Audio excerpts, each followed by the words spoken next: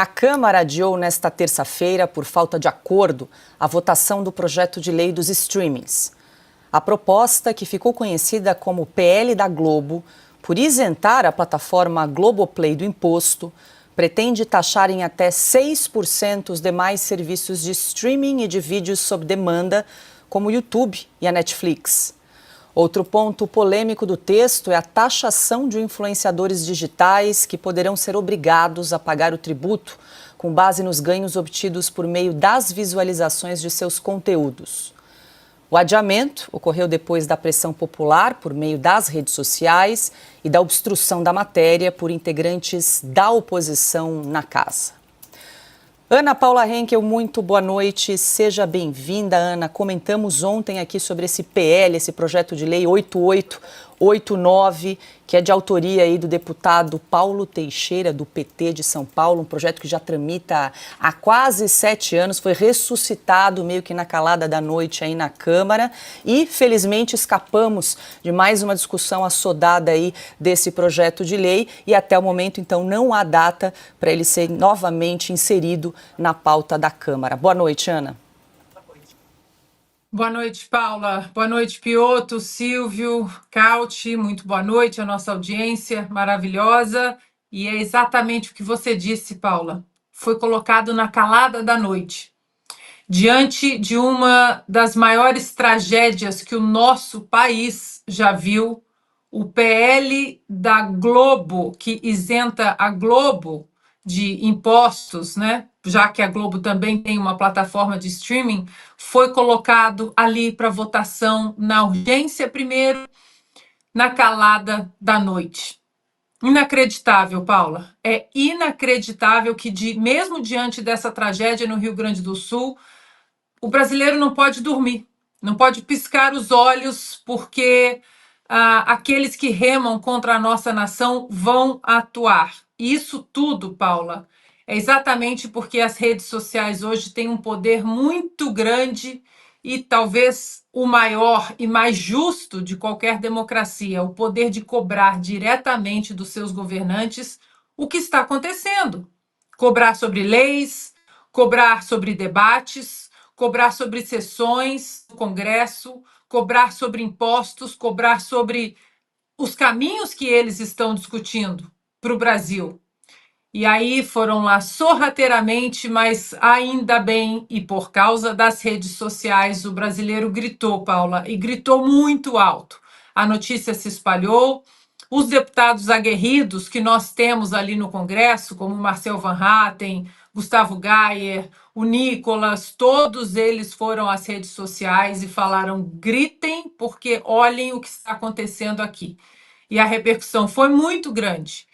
Exatamente por isso, Paula, que eles precisam calar as redes sociais. O PL 2630, eu sempre repito aqui, Paula, eles vão dar um jeito. O sistema totalitário hoje no Brasil, que quer implementar de vez a ditadura do silêncio, quer implementar o 2630 de qualquer maneira, seja através do 8889 ou de tantos outros que aparecerão com uma roupinha, com uma fantasia de defesa da democracia, mas o que eles querem é amordaçar o povo, porque agora o poder de cobrança por causa das redes sociais está nas mãos do povo. Tiro o chapéu aqui, Paula, para o nosso povo resiliente, que mesmo diante de uma tragédia, e que se não fosse as redes sociais, talvez essa tragédia seria maior ainda, maior e muito mais injusta.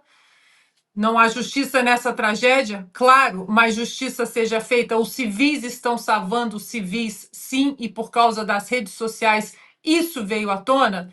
Então, os parabéns aqui, mais uma vez, para o povo brasileiro que se organizou e gritou: aqui censura não vai passar.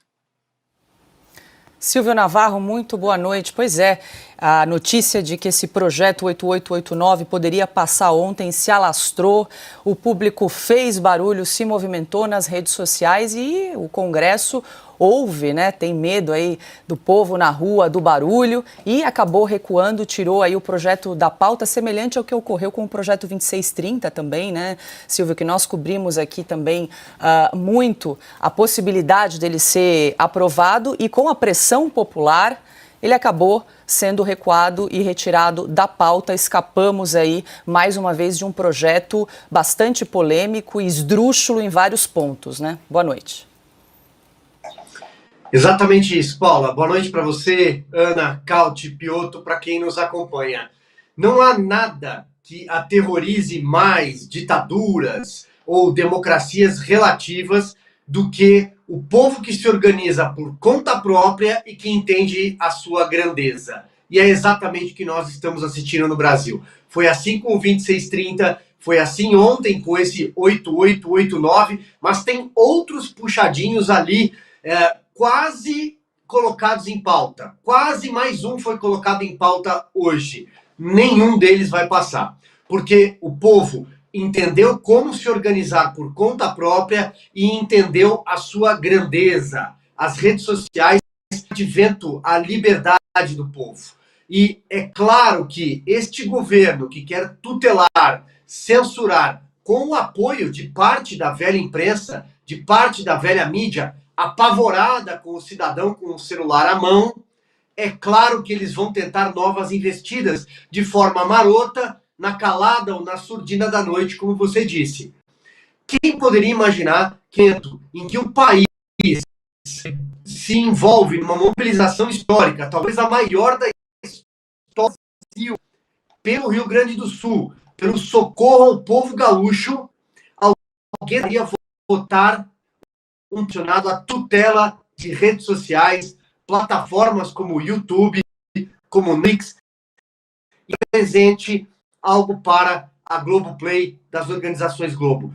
Quem poderia imaginar isso numa hora dessas, em que o estado do Rio Grande do Sul não tem internet? O estado vive de tentar socorrer pessoas ainda desaparecidas, pessoas desalojadas que deixaram tudo para trás, e ao falar em tutelar, censurar, chamar o monstro, né, esse monstro da mordaça, à pauta do Congresso Nacional. Só podia ter de um governo do PT. Sei que a gente vai dar algumas voltas, mas a ordem vem do Palácio do Planalto, passa pela instalação do Paulo Pimenta no posto que nós vamos falar daqui a pouco, e é claro, chegou ao Congresso Nacional. Por sorte, o povo hoje tem um celular na mão. Adalberto Piotto, muito boa noite. Nesse projeto aí, que estava na pauta de ontem, vamos dizer, né? Acabou sendo retirado da pauta por obstrução, por pressão popular, mas estava na pauta da Câmara, o projeto 8889, que é de 2017. Alguns termos do texto, além de estabelecer 6% para cobrança nos serviços de streaming, possibilidade de cobrança também de imposto para influenciadores digitais, também estipulava uma cota mínima de 10% para a produção de conteúdos brasileiros, e aí, assim, sendo que metade desses conteúdos de produção nacional deveriam ser representados aí por mulheres, negros, indígenas, quilombolas, pessoas com deficiência, pessoas de comunidades tradicionais e também em situação de vulnerabilidade. Esse era um dos pontos propostos aí nesse projeto de lei 8889.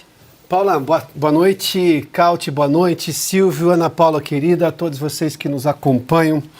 Eu vou separar em 3 pontos o que aconteceu ontem. Primeiramente, o projeto em si, né? A falta de pudor de propor algo assim, ainda mais com uma isenção ao Grupo Globo. É inacreditável que alguém tenha achado que essa seria uma ideia boa, que isso passaria sem objeção, sem reclamação e, na verdade, com a derrubada, pelo menos momentânea, dessa ideia completamente esdrúxula. Tem horas que eu me pergunto se as pessoas leem o que elas escrevem ou se elas ouvem o que elas falam. Me parece que não. Ou é simplesmente uma falta de pudor republicano. Mas vamos lá. A segunda questão é A ojeriza do atual governo às redes sociais é tamanha que ele tenta, digamos, cercear e censurar de todas as formas, e ele descobriu ali que talvez isso seja um pouco mais difícil. Daí, vamos tentar taxar, vamos tentar cobrar imposto, vamos tentar cobrar dessa gente para ver se eu, digamos, reduzo um pouco o empenho deles em dizer o que eles pensam, porque dizer o que pensa é um direito constitucional. A Constituição que o governo, obviamente, não tem a humildade de estar abaixo dela. E a história do conteúdo nacional, isso é uma discussão tão antiga e é uma visão antiquada de economia, porque cada região dentro de um estado, cada região dentro do Brasil tem, obviamente, uma capacidade econômica, uma facilidade para fazer determinadas coisas. Tem ali o que se pode chamar de uma herança, porque já recebeu aquele talento, aquela facilidade, ou foi construído. Não dá para fazer a mesma coisa no país inteiro. Você vai ter pontos de excelência nisso ou naquilo, nesse ou naquele estado. Daí vem de novo essa ideia de que você precisa interferir via Estado na produção livre da economia, no caso de produções audiovisuais.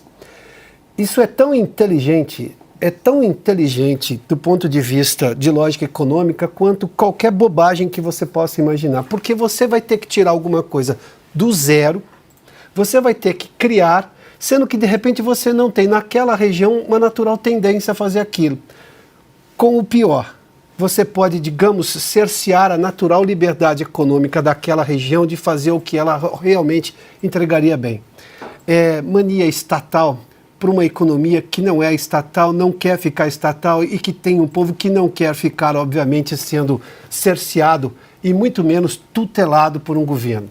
Ou o governo entra no século XXI e entende que nós estamos em 2024, ou ele vai ter mais 500 dias de retrocesso, ou melhor, vai produzir aos brasileiros mais 500 dias de retrocesso.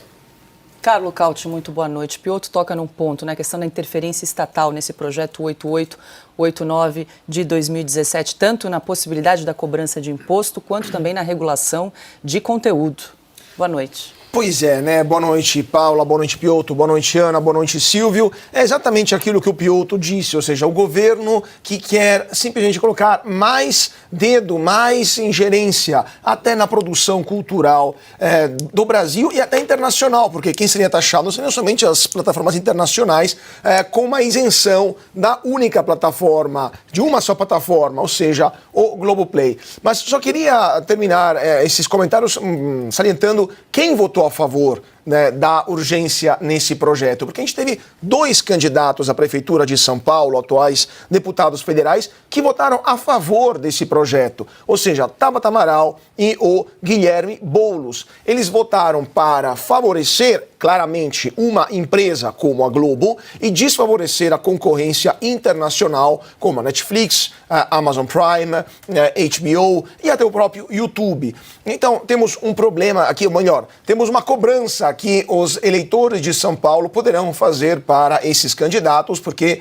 teremos eleições aqui na maior cidade do Brasil e da América Latina daqui a poucos meses, e uma das perguntas é por que vocês votaram a favor desse PL, que além de ser um absurdo total em todos os aspectos econômicos, jurídicos, políticos, etc., é no mínimo tempisticamente, ou seja, do ponto de vista do calendário, inapropriado, inadequado e diria até macabro, já que estamos com centenas de mortes no Rio Grande do Sul, dezenas de milhares de desabrigados, uma economia devastada, necessidade de milhões de reais, até bilhões de reais para a ajuda e a reconstrução, e lá em Brasília a prioridade número 1 é taxar a plataforma de streaming e tentar ajudar os amiguinhos do governo, onde um governo tem até correspondente, né, do governo na rede de notícias que seria favorecida. Mas agora, só para terminar também, a questão desse PL. Não é a primeira vez que esses deputados, candidatos, ou melhor, pré-candidatos à Prefeitura de São Paulo, votam PLs completamente estapafúrdios. Eu só queria lembrar um caso que aconteceu no ano passado, no começo do ano passado, o PL que queria, ou melhor, a proposta do governo que queria acabar com o projeto do governo Bolsonaro, com a questão do marco civil do saneamento, no marco do saneamento básico. Ou seja, uma proposta que o governo fez e que boa parte da base governista, inclusive esses 2 deputados, votaram a favor para acabar com a possibilidade de empresas privadas poderem investir no saneamento básico. Então, temos vários questionamentos que poderão ser feitos para esses candidatos no momento da eleição de São Paulo, porque se esse é o comportamento que eles têm lá em Brasília, imagine se eles ganharem as eleições aqui na maior cidade do Brasil.